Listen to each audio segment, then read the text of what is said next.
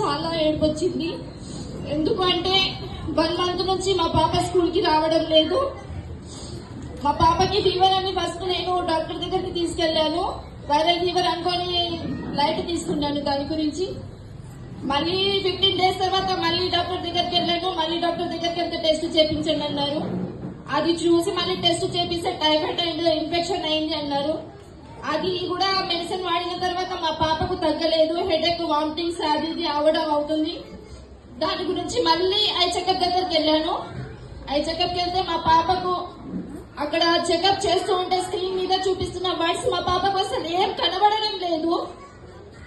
ఆ పాపను చూస్తుంటే నాకు చాలా ఏడుపు వచ్చింది. మా పాపని చూస్తే దానివల్ల నాకు తెలిసింది ఏంటంటే పాపకు ఫోన్ ఇవ్వడం వల్లనే ఇలా అవుతుంది అని నేను అనుకున్నాను. మేడం చెప్పారు మీ పాపకి సైడ్ వచ్చింది కనిపించడం లేదు అనేసి అన్నారు. ఇప్పుడు మా పాప స్పెట్స్ పెట్టుకొని 1 week నుంచి నా ముందు ఉంటే నాకు ఎలాగో ఏడుపు వస్తుంది ఆ పాపని చూస్తే. దయచేసి 3rd class అనీశ్వర. 1 month అంటే 1 month నుంచి చాలా సఫర్ అవుతున్నాను. ఇంట్లో పని చేసుకోవాలి, పాపను చూసుకోవాలి, డ్యూటీ చేయాలి. ఆ పాపను చూస్తే నాకు ఏడుపు వస్తుంది. దయచేసి ఎవరు ఫోన్ ఇవ్వకండి. ఈ ఫోన్ చూసాక నాకైతే చాలా ఏడుపు వస్తుంది. ప్లీజ్ ఎవరు ఫోన్ ఇవ్వకండి పిల్లలని. నేను చెప్పేది ఒక్కటే, మన పిల్లలు బాగుంటేనే మనం బాగుంటేనే మన పిల్లలు బాగుంటారు. పిల్లలు బాగుంటేనే మనం బాగుంటాము. ఇప్పుడు మనం వాళ్ళకు ఇంత చేసి కూడా మనం స్కూల్ ఫీజు ఎంత కష్టపడి కడుతున్నాము. దేనికోసం వాళ్ళు చదవాలని మనం కడుతున్నాము. అదే వాళ్ళకు చూపు కోల్పోతే, అదే వాళ్ళకు ఏమన్నా అయితే వాళ్ళ ఇంట్లో ఉంటే మనం చూడగలుగుతాము. వాళ్ళ కోసమే కదా మనం కష్టపడేది, వాళ్ళు బాగుండాలనే కదా మనం కోరుకునేది. దయచేసి నేను ఒక్కటే అంటున్నాను, వాళ్ళకు ఫోన్ ఎవరు ఇవ్వకండి పిల్లల్ని. ఈ ఇన్సిడెంట్ చూసిన తర్వాత అయినా సరే మారుతారని అనుకుంటున్నాను. నేను కూడా చాలా ట్రై చేస్తున్నాను ఇవ్వడానికి, ఇవ్వకూడడానికి. కానీ పిల్లల్ని మార్చాలంటే మనమే మార్చాలని నాకు అర్థమవుతుంది. ఏదైనా చెయ్యాలంటే ఫస్ట్ పేరెంట్స్ అంటారు, నిజమే, అది పేరెంట్సే చెయ్యాలి. ఏదైనా చెయ్యాలంటే ఫస్ట్ పేరెంట్, టీచర్, టీచరే పేరెంట్.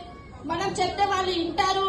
మెల్లగా చెప్తాము, భయపడిద్దాము, ఏదైనా చేద్దాం, కానీ వాళ్ళని మారుద్దాం. అంతే నా మాట. దయచేసి ఫోన్ ఇవ్వకండి. చాలా మంచి మంచి స్పీచ్ ఈ రోజు. ఇది మన ప్రోగ్రామ్ కి ఒక హైలైట్ స్పీచ్ అన్నమాట. నిజంగానే చాలా మంచి మంచి స్పీచ్. దీన్ని మనం వైరల్ చేద్దాం. ఓకే, ఆల్ సోషల్ మీడియాలో మనం ఎవరెవరో చూసి మనం లైక్ చేస్తున్నాం కదా, కాబట్టి ఈ స్పీచ్ ని మనం అందరం వైరల్ చేద్దాం. ఓకేనా? మన కస్తూర్బా స్కూల్ నుంచి ఒక వైరల్ అయినటువంటి వీడియో, మీరు దీన్ని చూస్తే ఏమవుతుందో యూట్యూబ్ లో కూడా మనం ఒక పెట్టి పంపిద్దాం.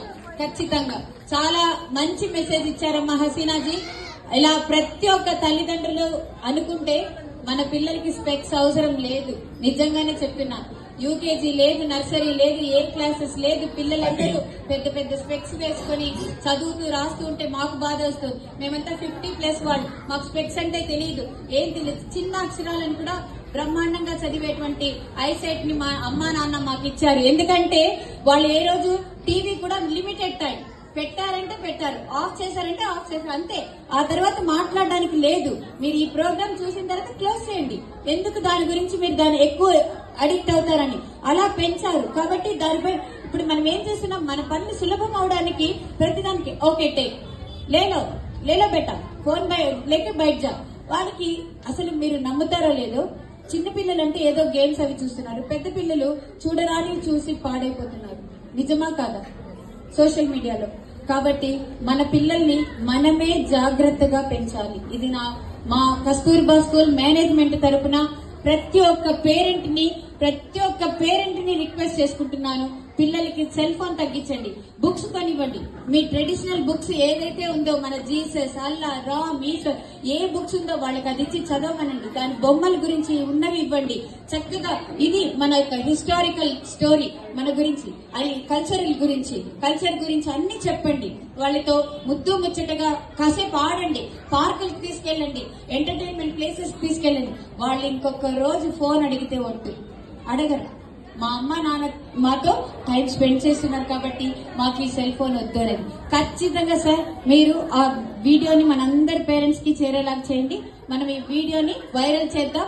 దీనివల్ల ఎంతమంది పేరెంట్స్ మారితే అది మన యొక్క school greatness. Give a big applause to our Kasturba school. It's a really great speech by Hasina ji on this auspicious day.